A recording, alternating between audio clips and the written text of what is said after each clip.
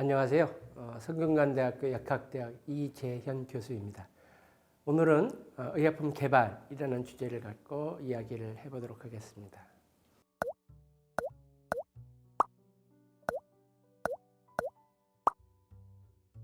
예, 맞습니다. 의약품은 다른 소비자와 달리 개발에 소요되는 시간이나 비용이 상당히 많이 듭니다. 심지어 엄청난 시간과 비용을 투자한 것에 비해서 개발 성공률은 반면에 매우 낮은 편입니다.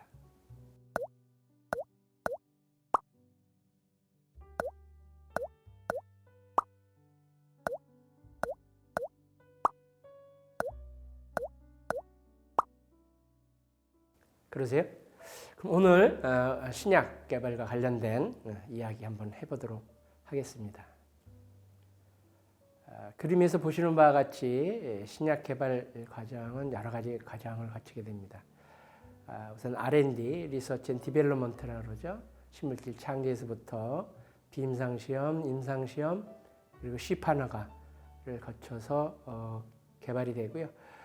그 이후에도 약을 사용하기 위해서는 보험약과랄지 시판 후 또 안전관리랄지 이런 여러 가지 후속적인 관리도 받게 됩니다.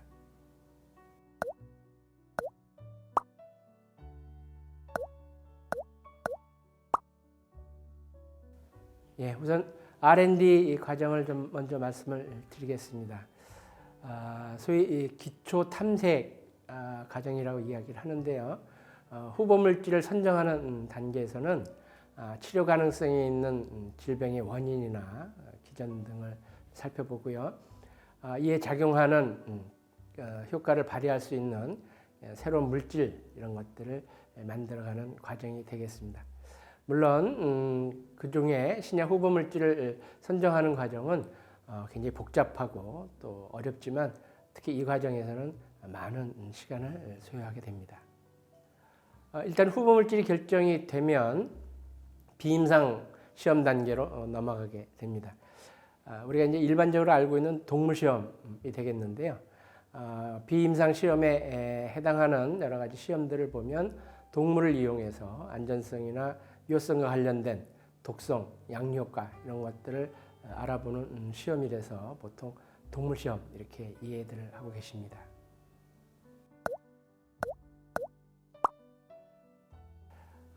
물론 틀린 얘기는 아닌데요. 시험의 종류나 범위에 따라서 사용하는 동물의 또 이 종, 또 개체 수 이런 것이 달라집니다.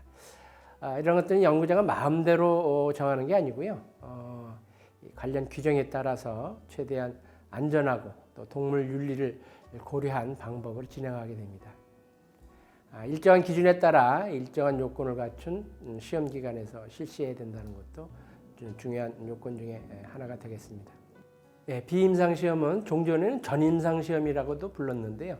그 이유는 사람을 대상으로 하는 임상 시험을 하기 전에 해당 약물의 안전성과 유효성에 대한 정보를 얻기 위해서 하는 시험이기 때문에 그렇습니다. 개발하는 의약품이 임상적으로 안전하고 치료적으로 유효한지에 대한 확증은 물론 이제 사람을 통한 임상 시험을 해봐야 알게 되겠습니다만, 임상 시험을 하기 전에 해당 약물의 안전성 그리고 유효성을 예측하기 위해서는 여러 가지 적합한 모델을 이용해서 비임상 시험을 실시함으로써 의약품 후보 물질의 범위를 좁히고요. 또 불필요하게 사람을 대상으로 하는 임상 시험을 최소화할 수 있기 때문입니다. 그렇군요. 비임상 시험 다음 단계는 이제 임상 시험이 되겠는데요. 이 단계에서는 사람을 대상으로 안전하고 유효한지를 과학적으로 평가하는 그런 과정이 되겠습니다.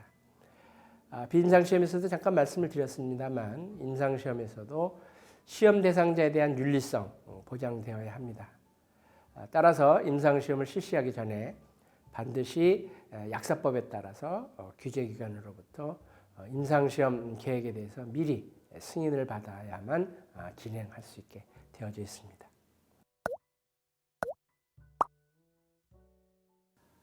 임상시험 조금 복잡한데요. 통상적으로 보통 이제 세 단계로 나누어서 진행을 합니다.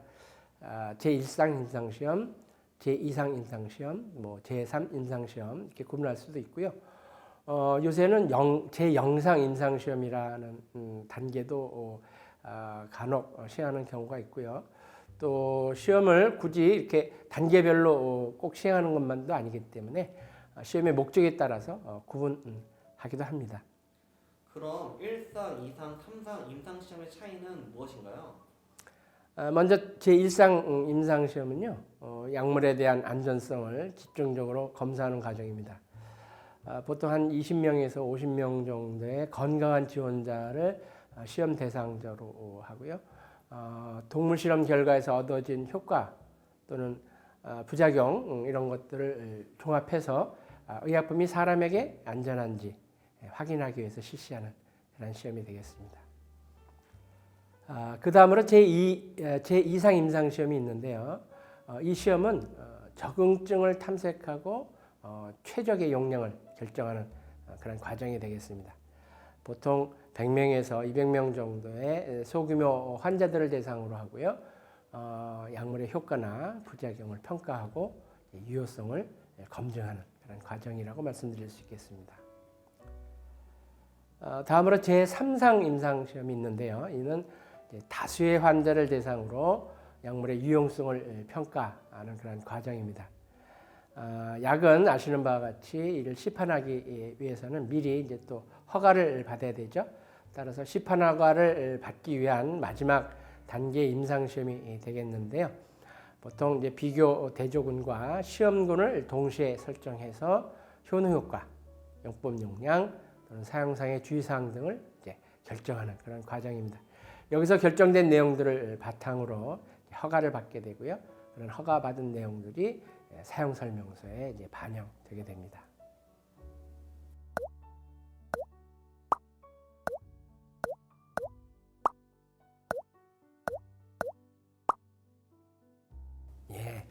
아직은 아니죠. 임상시험이 종료가 되면 그 결과들을 모아서 시판 허가를 받는 절차를 또 거쳐야 합니다.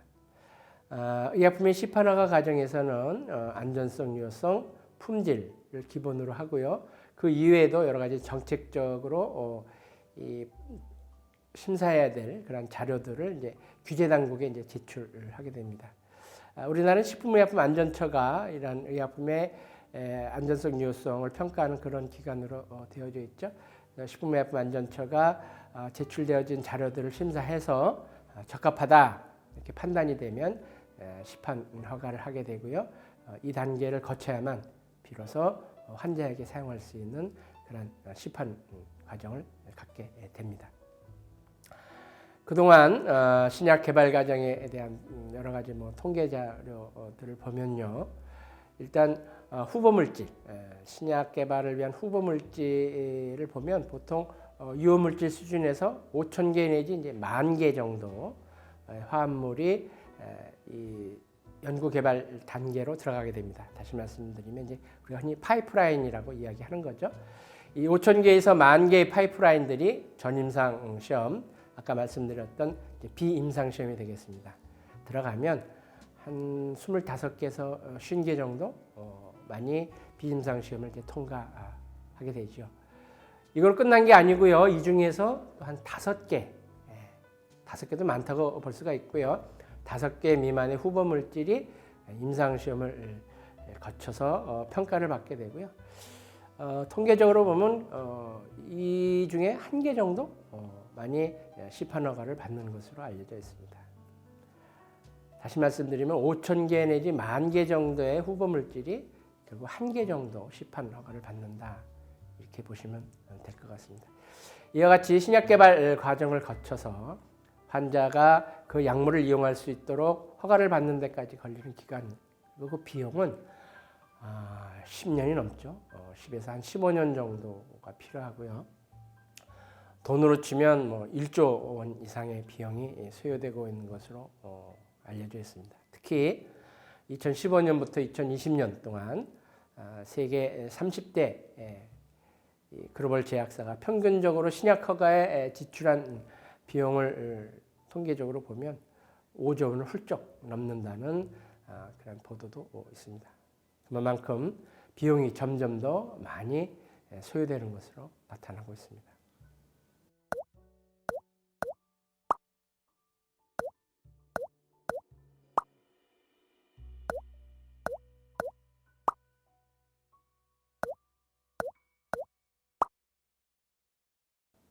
예, 오늘은 제가 사실 아주 간단하게 개괄적으로 설명해 드린 것이고요.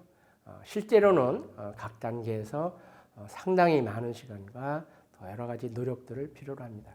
뿐만 아니라 신약을 개발하는 것은 단순히 약업계만의 일이 아니고요.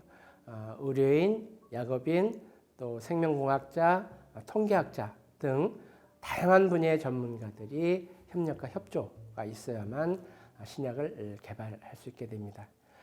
우리나라는 제약산업을 국가기관산업화하고자 하는 노력들을 많이 하고 있지요. 그 기반이 어느 정도 이제 축적이 된 것 같고요. 여러 이 과학도들이 신약 개발에 참여해서 좋은 성과들 한번 가져보기를 기대해 봅니다. 감사합니다.